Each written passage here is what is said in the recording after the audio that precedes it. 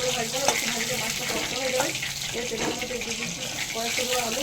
আলু দেওয়াটা অপশনাল, আপনি চাইলে দিতেও পারেন, না দিতে পারেন। আমি আলু খেতে পছন্দ করি, সেক্ষেত্রে আলু দিয়ে দিচ্ছি। আলুগুলো খুব ভালো মতো লাল লাল করে ভেজে দিচ্ছি।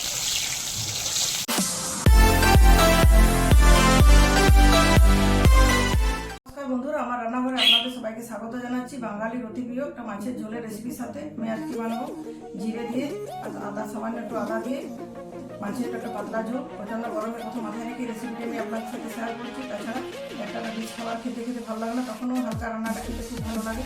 আর বাড়িতে অসুস্থ থাকলো তখন এই ধরনের রান্না করে আমরা খাওয়াই। তো বন্ধুরা, আমি আজকে এখানে এই রান্নাটা করার জন্য দুটো গোটা বাটা মাছ নিয়েছিলাম। মাঝখানে হাফ হাফ করে কেটে 4 টুকরো করে নিয়েছি। আপনি চাইলে কাতলা মাছ বা রুই মাছ দিয়ে ঝোলটা বানাতে পারেন। গরমের জন্য মোটামুটি ছোটো মাছ দিয়ে রান্না করছি, খুব বড়ো মাছ ব্যবহার করছি না। এবারে মাছটাকে ম্যারিনেট করে নেবো। তার জন্য নিয়েছি কিছু হলুদ,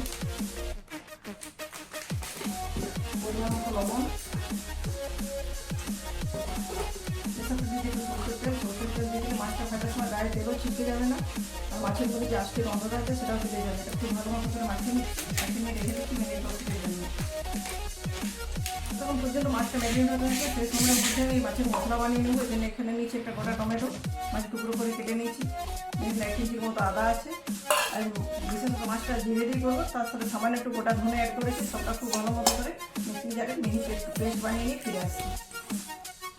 মাছের রান্নার জন্য বিশেষ মশলাটা করা ছিল, সেই মশলাটা আমার পেস্ট করে তৈরি করা হয়ে গেছে। এদিকে মাছটাও ম্যারিনেট হয়ে গেছে খুব ভালো করে। তারপর মাছটা ভেজে নিই।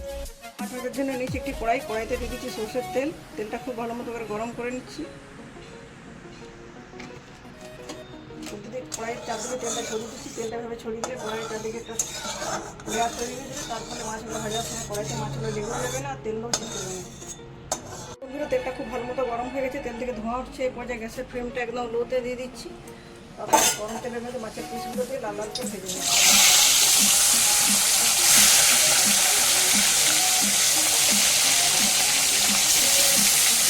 দেখুন বন্ধুরা, মাছটা লাল লাল করে ভাজা হয়ে গেছে। ভেজে রাখা মাছটা কয়েকটা তেল থেকে তুলে নিচ্ছি। আর বেশি করে ভাজবো না, বেশি ভাজলে মাছটা নষ্ট হয়ে যাবে। এই তেলের মধ্যে দিয়ে দিচ্ছি কয়েকটা আলু। আলু দেওয়াটা অপশনাল, আপনি চাইলে দিতেও পারেন, না দিতে পারেন। আমি আলু খেতে পছন্দ করি, সেক্ষেত্রে আলু দিয়ে দিচ্ছি। আলুগুলো খুব ভালো মতো লাল লাল করে ভেজে নিচ্ছি। দেখুন বন্ধুরা, আলুগুলো খুব ভালো মতো লাল লাল করে ভেজে নিচ্ছি। আলুগুলো তেল থেকে তুলে নিচ্ছি। এই তেলের মধ্যে যেগুলো কালো জিরে ফোড়ন, দেখুন মাছের সাথে কালো জিরে ফোড়নগুলো খুব সুন্দর ঝোলের স্বাদটা, ফোড়নটা খুব ভালো ভাজা হয়ে গেছে। ওগুলো বেটে রাখা মশলাটা দিয়ে দিচ্ছি এর মধ্যে।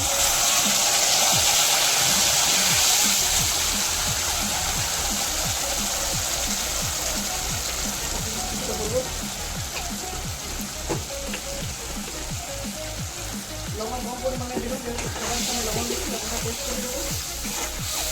আর একটু লঙ্কার গুঁড়ো দিচ্ছি, খুব বেশি নয়, সামান্য একটু লঙ্কার গুঁড়ো দিচ্ছি। মশলাটা খুব ভালো মতো কষিয়ে নিচ্ছি। মশলাটা খুব ভালো মতো কষানো হয়ে গেছে। মশলা থেকে তেল ছেড়ে দিয়েছি এবং মিক্সির বাটিটা দিয়ে কিছুটা জল দিচ্ছি। আর একটু জল দিয়েছি ভালো মতো, 1 গ্লাসের মতো জল দিয়ে খুব ভালো মতো জলটা ফুটিয়ে নিচ্ছি। তারপর ভেজে রাখা মাছ আর আলুর টুকরোগুলো এখানে অ্যাড করছি। দেখুন বন্ধুরা, জলটা খুব ভালো মতো ফুটে উঠছে। ফুটন্ত জলে ভেজে রাখা আলু আর মাছগুলো দিয়ে একদম লো হিটে 2 মিনিটের মতো ফুটিয়ে নিচ্ছি। তাহলে আমার জিরে আর আদা দিয়ে মাছের হালকা ঝোল রান্না কমপ্লিট হয়ে যাবে।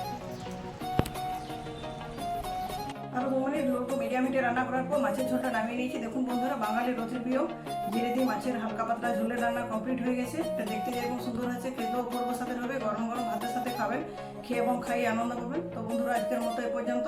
পরের দিন দেখা হবে নতুন কোনো রেসিপির সাথে। ধন্যবাদ।